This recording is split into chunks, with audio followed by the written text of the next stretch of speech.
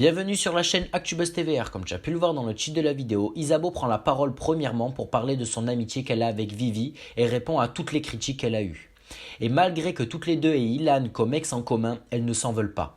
Ensuite, Isabeau s'ouvre un peu plus et explique que sa vie change depuis qu'elle n'est plus avec Ilan et elle fait de nombreuses révélations. Je te laisse en vidéo. Abonne-toi à la chaîne pour être à jour dans tous les scoops de la TVR, ça prend vraiment une seconde. Bon visionnage. Bon, bref, de toute façon, Vivier vous en a déjà parlé tout à l'heure, j'ai vu, mais c'est vrai que on est dans un milieu où c'est quand même compliqué, surtout quand on travaille au même endroit, c'est quand même compliqué de se dire, bon, bah alors il ne faut pas, absolument pas, que je m'entende bien avec des personnes qui ont fréquenté les mêmes personnes que moi, surtout quand... Je parle sérieux. Pardon. Surtout quand c'est des personnes qui ont fréquenté beaucoup de personnes, c'est compliqué. Donc c'est vrai que je vois pas ce qu'il y a de mal. Je peux comprendre que aussi d'un avis extérieur, effectivement, peut-être que ça peut vous paraître insensé, mais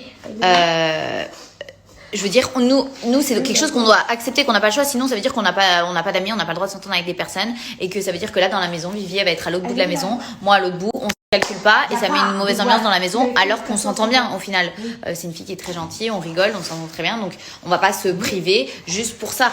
Et je vois pas en quoi c'est un manque de respect ou en quoi ça ne doit pas plaire. Bref, tout ça pour dire que voilà, je ne vois pas. J'ai pas envie de me priver, je m'entends bien avec Vivi, donc j'ai pas envie de me priver. Ça c'est la première chose. Et la deuxième chose, donc comme je vous ai dit, c'est vrai que ces derniers temps, bah voilà, j'ai beaucoup travaillé et j'ai été un peu moins proche, parce qu'en fait c'est vrai que j'ai eu beaucoup de mal de trouver un juste milieu dans mon temps entre m'occuper de ma maman qui est malade à Nantes, trouver un appartement, prendre la décision déjà de trouver un appartement à Paris, parce que c'est vrai que c'est difficile, c'est un changement de vie, prendre des décisions aussi qui étaient très importantes dans ma vie personnelle, dans ma vie sentimentale. Et c'est vrai que voilà, maintenant j'ai pris le courage de prendre ces décisions, ce qui fait qu'aujourd'hui c'est un tournant dans ma vie, et il fallait que je prenne la décision de me dire ok, donc maintenant Isabeau, où est-ce que tu vas habiter? Les projets que tu avais prévus avec cette personne, bah ils sont plus d'actualité, donc maintenant il va falloir prendre une décision de où tu vas habiter. Il faut que tu sois proche de ta mère.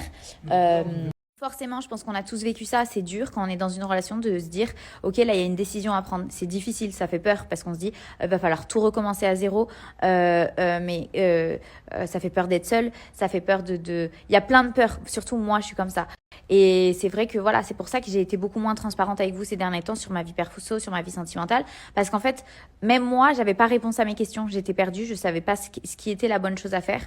Mais voilà, je pense que vous avez tous vécu ça, des moments où vous dites voilà, c'est peut-être plus la bonne personne, c'est peut-être plus ce dont j'ai besoin. Et aujourd'hui j'ai réussi, en me trottant l'esprit pendant je ne sais combien de temps avec des choses qui se sont passées, à me dire voilà, c'est plus la bonne personne, c'est plus ce dont j'ai besoin. Et aujourd'hui j'ai besoin d'être seule, de me reconcentrer sur les choses prioritaires, donc c'est-à-dire m'occuper de ma maman, mais avoir un juste milieu dans mon temps pour pouvoir travailler, pour pouvoir faire ce qui me fait sentir aussi vivante, c'est-à-dire vous créer du contenu, être proche de vous.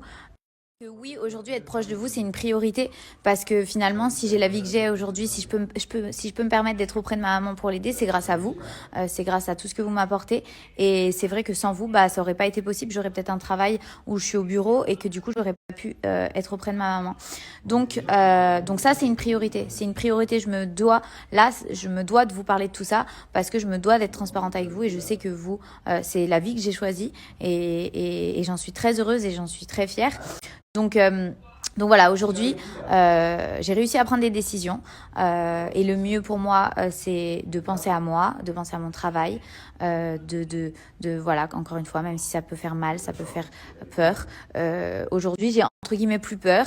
Voilà, je visite des appartements, j'ai hâte de trouver mon appartement, donc j'ai décidé d'habiter à Paris pour être proche de ma maman, pour pouvoir faire des allers-retours, et puis pour pouvoir travailler en même temps. Et aussi, je me dis que, vous voyez, dans la vie, tout arrive pour une raison, et que si, voilà, aujourd'hui, je vis cette séparation, que j'ai pris le courage de faire en sorte que ça s'arrête, et bah, ça arrive pour une raison, et que je suis sûre que tout ce qui va m'arriver à Paris, ça va être des bonnes choses. J'ai déjà pas mal de projets, donc j'ai hâte. J'attends juste d'avoir mon appartement pour travailler dessus. Enfin, j'y travaille déjà, bien sûr, mais voilà.